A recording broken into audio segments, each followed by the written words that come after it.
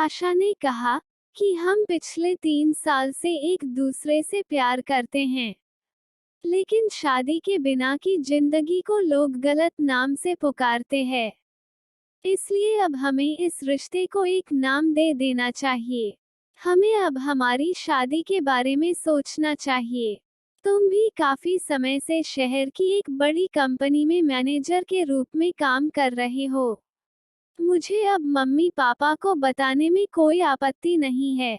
आज आशा की माँ और पापा शादी से पहले हमारे घर आकर मुझसे मिलना चाहते थे, इसलिए आशा के कहने पर वे हमारे घर आए। मैं आशा के पिता और माँ की सलाह ध्यान से सुनता रहा। मैंने जीवन में एक नियम बना लिया है कि जब तक मुझे या मेरे परिवार को व्यक्तिगत नुकसान न हो, मैं किसी को जवाब नहीं देता। मैं दूसरे व्यक्ति को बोलने के लिए पर्याप्त समय देता हूँ।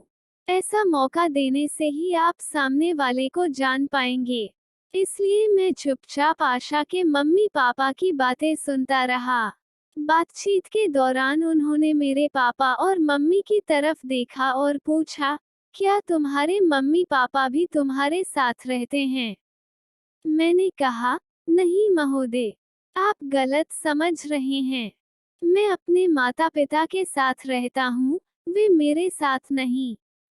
मुझमें ऐसा सोचने की क्षमता या सामर्थ्य भी नहीं है।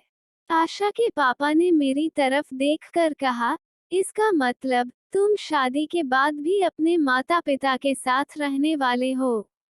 मैंने कहा, जिस तरह आत्मा के शरीर से निकल जाने के बाद शरीर का कोई मूल्य नहीं है, वैसे ही माता पिता के बिना घर का कोई मूल्य नहीं है। थोड़ी देर बाद आशा के पिता ने पूछा कि शादी के बाद घर छोटा नहीं पड़ेगा? मैंने कहा, नहीं महोदय, महत्वाकांक्षा अगर ज्यादा बढ़ जाए तो महल भी छोटे लगने लगते हैं। हमारी जरूरतों के हिसाब से यह घर पर्याप्त है। आशा के पापा और मम्मी ने कहा, हम थोड़ी मदद करें तो क्या आप बड़ा फ्लैट खरीदने के लिए तैयार होंगे? मैंने मुस्कुराते हुए कहा, माफ करना, मैं अपने पैरों पर खड़ा हूँ। मुझे किसी के सहारे की जरूरत नहीं है। फिर भी अगर मैं सहारा मांगना चाहूँ तो मेरे सामने मेरे पिता बैठे हैं। माता पिता एकमात्र ऐसे व्यक्ति हैं जो अपने बच्चे से कभी भी अपना कर्ज चुकाने के लिए नहीं कहते हैं। तलाक के मामले में पत्नी भी भरण पोषण का दावा करती है, लेकिन जब बच्चा माँ और पिता को छोड़ देता है तो माता पिता कभी ऐसा दावा नहीं करते हैं। यही प्यार की ताकत है। समुद्र की गहराई और माता पिता के प्रेम की ऊंचाई को मापने की कोशिश कभी भी नहीं करनी चाहिए। किसी की सादगी या गरीबी को जरूरतमंद समझने की गलती कभी नहीं करनी चाहिए। महोदय, आपकी जानकारी के लिए, मैं कभी ऐसी सवारी नहीं करता जिसकी लगाम या नियंत्रण किसी और के हाथ में हो। मैं अपनी छोटी सी दुनिया में व्यस्त और मस्त हूँ। आत्मसम्मान मेरी सांस है। किसी की मदद लेकर मैं अपनी सांसों का दम नहीं घोटना चाहता। पापा मम्मी मेरी स्वाभिमान भरी बातें गर्व से सुन रहे थे। आशा के पिता ने कहा, हमारी बात आपको बुरी लगी हो तो माफ करना, बाकी शांति से सोचो और फिर बताना, कोई जल्दी नहीं।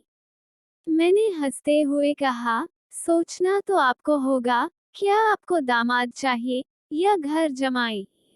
गलत निर्णय करते समय सोचने का समय चाहिए, सच्चा निर्णय करते समय नहीं। आशा ने आज मेरा असली रूप देखा। वो ऐसे देख रही थी जैसे जिस तरह से मैं उसकी माँ और पिताजी के साथ चर्चा कर रहा था, उसे पसंद नहीं आया। यदि आप सही समय पर कुछ स्पष्टीकरण नहीं देते हैं, तो आपको उसका गलत समय पर परिणाम भुगतने के लिए तैयार रहना होगा। इसलिए मैं आज अपनी स्पष्ट राय दे रहा था। अंधा प्यार इंसान को मासूम बना देता है, पर सच्चा प्यार इंसान को स्वाभिमानी होना सिखा देता है। आज आशा की परीक्षा थी कि वो किसको चुनेगी, मुझे या उसके माता पिता को। मैंने हाथ जोड़कर आशा के पिता से कहा, जब इच्छाओं की मात्रा जरूरत से ज्यादा हो जाती है तो लालच पैदा होता है। लालच से उम्मीदें पैदा होती हैं, और जब उम्मीदें पूरी नहीं होती तो सामने वाले की गलती सामने दिखने लगती है। इसलिए अपनी इच्छाओं पर लगाम लगाकर आत्मसम्मान के साथ जीवन जीना क्या गलत है। जैसा हूँ, आपके सामने बैठा हूँ। अभी आशा के साथ भी बहुत स्पष्टीकरण बाकी है। आशा, अब तुम्हें तय करना है। क्या तुम्हें मेरे अतीत में रुचि है, या फिर वर्तमान या भविष्य में? अगले दिन रविवार था। मैंने आशा को बताया, आज गांव वाले घर की मुलाकात लेने की इच्छा हो रही है। आशा का मूड कुछ ठीक नहीं था, फिर भी वो मेरे साथ चलने को तैयार हो गई। रास्ते भर कार में टेप बजता रहा, लेकिन वो मुझसे एक शब्द भी नहीं बोल रही थी। कल की नाराजगी अभी भी उसके व्यवहार में दिख रही थी। कार हाईवे से पूरी गति से गांव की ओर मुड़ गई, और हमारे गांव के घर के पास आकर मैंने कार रोक दी। हमने आंगन का दरवाजा खोला और अंदर प्रवेश किया। विशाल प्लॉट और घर देखकर आशा के चेहरे पर खुशी आ गई। हमने घर खोला और अंदर गए। घर की छत पर गए, और मैंने आशा से कहा, आशा, इस विशाल हरे खेत में जहाँ तक तुम्हारी नजर जा सकती है, वहाँ तक का खेत हमारा है। अगर मैं इस खेत का केवल एक टुकड़ा भी बेचूं तो मैं तुम्हारे पिता के सहारे के बिना एक बड़ा फ्लैट ले सकता हूँ। पर बात यहाँ संतुष्टि और आत्मसम्मान की है। थोड़ी देर बाद हम अपने आंगन के कोने में बने कमरे में गए। कमरे का ताला खोला और अंदर गए। एक मेज पर 2 तस्वीरें रखी थी। पास जाकर मैंने उनको प्रणाम किया और कहा कि ये मेरी माँ और पिताजी हैं।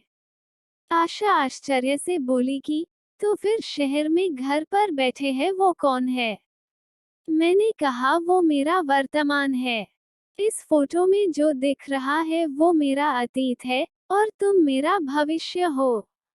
अगर तुम मेरे अतीत और वर्तमान को स्वीकार कर सकती हो, तो हम भविष्य की ओर आगे बढ़ें, वरना एक अच्छे दोस्त बनकर यही बात खत्म करें।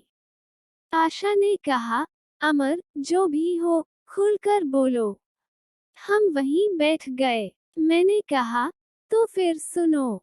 जब मैं केवल 1 साल का था, तब तुम्हें फोटो में जो दिख रहे हैं, वो मेरे पिता को खेत में एक जहरीले सांप ने पैर के अंगूठे में काट लिया था।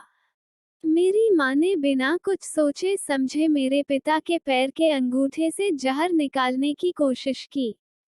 सांप जहरीला होने के कारण दोनों की जगह पर ही मौत हो गई। मैं पेड़ से बंधे झूले में अकेला रोता रहा, लेकिन मेरे माता पिता जीवित होते तो मेरे पास आते। गांव के लोग इकट्ठा हुए। खेत के मालिक को सूचना देकर बुलाया। खेत के मालिक ने मुझे झूले से उठाया और प्यार से घर ले आए। उनकी कोई संतान नहीं थी। कुछ कानूनी कार्रवाई करके उन्होंने मुझे अपना बेटा बनाया। आशा, वो और कोई नहीं, हमारे घर में बैठे भगवान के बराबर व्यक्ति है, जिन्हें मैं पापा कहता हूँ। ये खेत और घर भी उनके हैं, जो उन्होंने पिछले साल ही मेरे नाम पर कर दिए हैं। वो शख्स जिसने सड़क पर पड़े पत्थर को मूर्ति बनाने का काम किया, वो मूर्तिकार की उंगली छोड़ दूं, ऐसा स्वार्थी शख्स नहीं हूँ मैं। आशा, मेरे माता पिता खेत मजदूर थे। मुझे भी ये बात कुछ समय पहले ही पता चली। एक दिन पापा ने मुझे अपने पास बुलाया और यह सच बताया। मुझे तो अपने माता पिता का चेहरा तक याद नहीं था, लेकिन मेरे सामने तो मेरे भगवान ही बैठे थे। आज तक जिन्होंने मैं एक गोद लिया हुआ बच्चा हूँ, इस बात का एहसास भी नहीं होने दिया। आशा, हम भगवान को मंदिर में ढूंढते हैं, लेकिन भगवान मंदिर में नहीं है, वो लोगों के दिलों में बैठे हैं। हमारे संकट के समय में अगर सामने वाले व्यक्ति के मन में करुणा और प्रेम जागृत हो जाए, तो समझिए कि वो व्यक्ति में भगवान ने प्रवेश किया है। और तुम समझ सकती हो कि वह व्यक्ति कितना पवित्र होगा जिसमें भगवान ने प्रवेश किया हो। यही है मेरी दुखद कहानी। आशा की आंखें भी नम थीं। मैंने आशा से कहा, अब तुम अपना निर्णय लेने के लिए स्वतंत्र हो। अगर हम जीवन साथी नहीं भी बन पाए, तो कोई दिक्कत नहीं, लेकिन हम अच्छे दोस्त बने रहेंगे। तब आशा कहती है, सच बताऊं, अमर, मुझे तुम्हारे अतीत के बारे में तो आज पता चला, लेकिन जब मेरे पापा तुम्हारे घर से लौटकर आए तब उन्होंने मुझसे कहा कि मैंने दुनिया में दहेज के लालची और बिना स्वाभिमान के लोगों की एक फौज देखी है। आगे उन्होंने बताया, मैंने केवल परखने के लिए ही मदद की बात की थी। दरअसल तुम नहीं, हम भी भाग्यशाली हैं कि हमें अमर जैसा दामाद मिलेगा। आशा खुशी से उठी, मेरा हाथ पकड़ लिया और गाने लगी। मिले हो तुम हमको बड़े नसीबों से, चुराया है मैंने किस्मत की लकीरों से। दोस्तों कहते हैं कि बर्तन में पकाई गई खिचड़ी बीमार व्यक्ति को भी ठीक कर देती है, और अगर दिमाग में पक जाए तो स्वस्थ इंसान को भी बीमार कर देती है। अपना दिमाग साफ रखें, जरूरत पड़ने पर स्पष्ट रहें, स्वार्थी और मूर्ख व्यक्ति से दूरी बनाए रखें। जय श्री राम। कमेंट करके जरूर बताएं कि आपको ये कहानी कैसी लगी। अगर आपको ये कहानी अच्छी लगी हो तो वीडियो को लाइक करें, अपने दोस्तों के साथ शेयर करें, और हाँ, मेरे चैनल को सब्सक्राइब करना ना भूलें।